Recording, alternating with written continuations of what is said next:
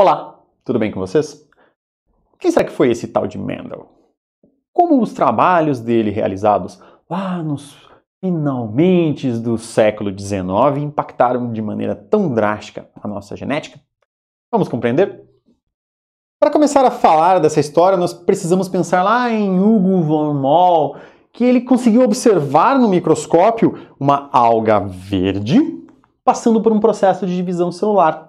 Ou seja, ele conseguiu observar que aquela célula ela passava por toda uma reordenação para conseguir produzir novas células. E que, consequentemente, algum evento biológico deveria estar envolvido naquele processo para que a informação genética fosse mantida durante o mesmo. Algo deve ter ocorrido naquele procedimento, naquela situação, para que, efetivamente, eu partisse de uma célula-mãe e chegassem células filhas que mantivessem a informação presente nas anteriores. E mais que isso, eventualmente eu tinha um processo de reprodução sexuada e este passo de divisão celular de alguma forma deveria estar relacionado com a mesma. Assim, existia um desejo, um anseio crescente em compreender a herança das características entre uma geração e outra. Seja no sentido de compreender como que uma célula se divide e forma outra célula absolutamente igual a ela, como na mitose, que nós já vimos, ou então num processo onde você combina a informação oriunda de dois parentais que passaram por um processo de divisão especial, a meiose, para a produção dos seus gametas, e você consegue recombinar, reunir essas informações numa prole de maneira a gerar um novo indivíduo que contenha uma mistura entre as informações e características oriundas de cada um dos parentais. Então essa era uma pergunta importante que incomodava muitas pessoas. Entre elas nós podemos citar o Chermak, o Vries e o Correns. Essa pergunta era ali entre o final do nosso século XIX e o início do nosso século XX, como se dá a herança dos traços fenotípicos, ou seja, como nós temos uma característica passando de um parental e outro parental para a prole. Essa pergunta intrigava os cientistas que, lembrem-se, nesse momento eles sequer sabiam que existia o DNA como material genético. A gente nem tinha essa informação ainda. Nós estamos lá no comecinho do século XX. Então, William Bateson, em 1899, ainda no final do século XIX, ele propôs que era necessário realizar um estudo criterioso. Esse estudo criterioso deveria ser feito com parentais que eles variavam apenas em algumas características pontuais, ou preferencialmente em uma característica, que eles eram cruzados, e a prole teria que ser contada e averiguada de maneira estatística e precisa, para tentarmos predizer padrões que levam à herança. Entretanto, se nós formos levar ao pé da letra, William Bateson não estava propondo algo novo. Era algo que até então ninguém tinha realizado ali na nossa ciência mainstream, ou seja, na ciência conhecida, nessa nossa ciência ocidental. Tanto é que os nossos três colegas aqui, o Chermak, o Vries e o Correns, de maneira independente, ali por 1900, eles conseguiram encontrar um trabalho previamente publicado que tinha possíveis respostas para essa intrigante pergunta e que utilizava exatamente essa metodologia proposta pelo Bateson. Ou seja, eu tinha parentais que eles eram contrastantes entre si para alguma característica, eles eram cruzados e a prole era avaliada de maneira estatística, ou seja, de maneira criteriosa, contando e considerando possíveis flutuações e erros ao acaso desse nosso experimento. Tanto é que Bateson, em 1905, até já tinha proposto o termo para designar essa área, a área da genética, ali, que vem do grego de fazer nascer, gerar. Então, em uma carta que era armazenada em um museu, nós tínhamos um trechinho ali onde ele já propunha a utilização deste termo, o termo genetics ou genética, para que fosse designada uma determinada área do conhecimento que compreenderia, se dedicaria a debruçar e compreender como o processo de herança de uma geração para outra ocorre, como que essa informação é transmitida. E compreendendo este campo da genética, nós poderíamos então predizer as consequências de determinados cruzamentos se nós conhecêssemos as características, eventualmente só fenotípicas desses nossos animais e seres vivos que estivessem sob um processo de reprodução. Assim, Os nossos 3 colegas anteriores encontraram aquele trabalho que utilizava a metodologia proposta por William Bateson. O trabalho ali que foi achado, na verdade, ele foi redescoberto. Um jovem rapaz chamado Johann Mendel, que nasceu lá em 1822, decidiu se tornar um frei, seguiu a carreira religiosa, porque isso permitiu que ele estudasse da origem não necessariamente nobre ali dele, e que ingressar numa carreira religiosa não dava somente tempo para o processo de estudos, mas também permitia o financiamento do mesmo, dado que a educação não era acessível para a população como um todo, e muito menos uma educação de nível superior, que era ainda mais restrita do que eventualmente um simples processo de alfabetização. Então, esse caminho religioso fez com que ele fosse ali rebatizado quando virou frei e não monge, como muitos falam. Então, Frei Gregor Johann Mendel, ele debruçou-se por muito tempo no estudo de ervilhas e no processo de hereditariedade gerado quando você combina ervilhas distintas.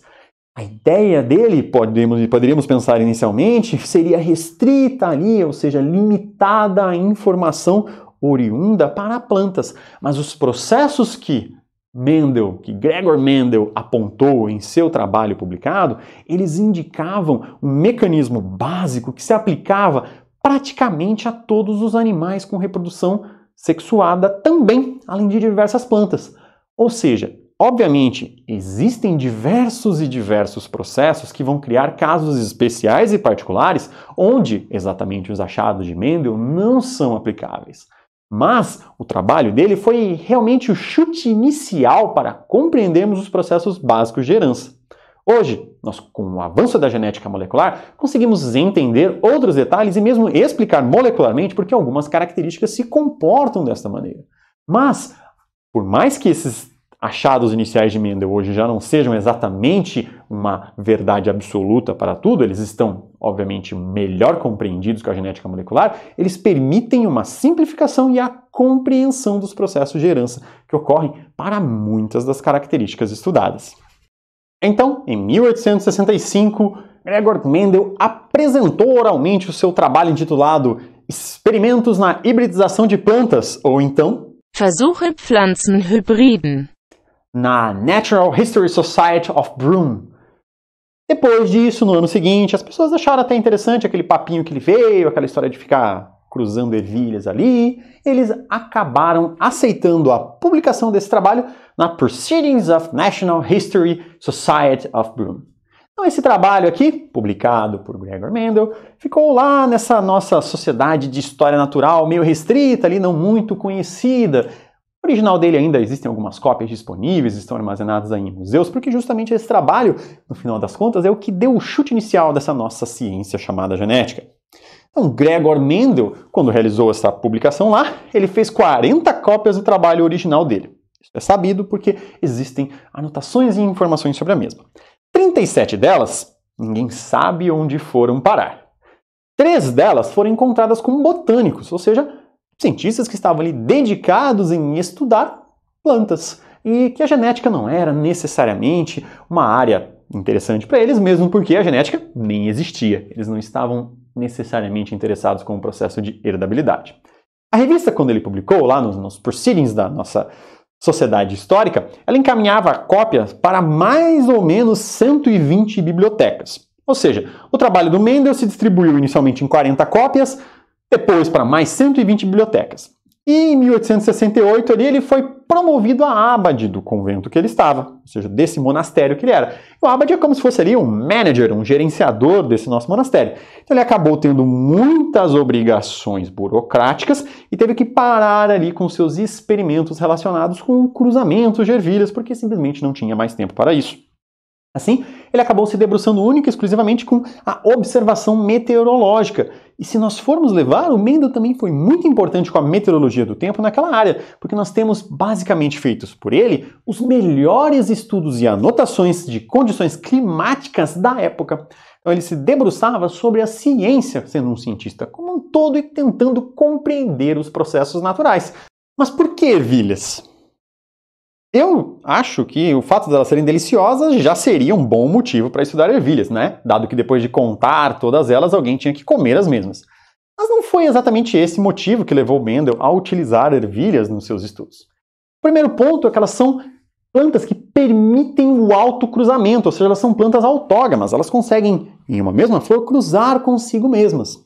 Ou seja, nós temos aqui tanto a combinação do sexo feminino quanto o sexo masculino em uma mesma estrutura de flor. Então eu tenho aqui o meu estigma feminino, eu tenho o meu estame masculino dividido em antera e filete, dentro de uma mesma estrutura de uma mesma flor. E mais que isso, não só estando na mesma estrutura, ainda a planta aceitava que o pólen oriundo desta antera polinizasse ela própria, polinizasse o próprio estigma. Assim sendo, era muito fácil criar linhagens puras, ou seja, eu pegava uma mesma planta, ficava cruzando ela consigo mesma por um longo período de gerações e eu iria obter uma situação final que nada mais era do que uma planta contendo toda a informação necessária para produzir apenas uma única característica fenotípica. Então, ele escolheria uma característica, cruzava uma determinada planta. Então, ele escolhia uma característica, cruzava uma determinada planta até obter, no final, uma planta pura, uma linhagem pura, que por mais que eu cruzasse a mesma, eu não produzia outros tipos de características. Eu mantinha exatamente a mesma que estava sendo avaliada. Outro ponto era que se eu quisesse fazer uma fecundação cruzada, ou seja, combinar uma planta com a outra, eu conseguia fazer isso de maneira altamente controlada. Como que isso era procedido? Eu poderia pegar um pincel e encostar aqui na antera de uma determinada planta parental macho, ali vamos dizer que eu gostaria de realizar esse nosso cruzamento, e no meu pincel eu teria esse pólen.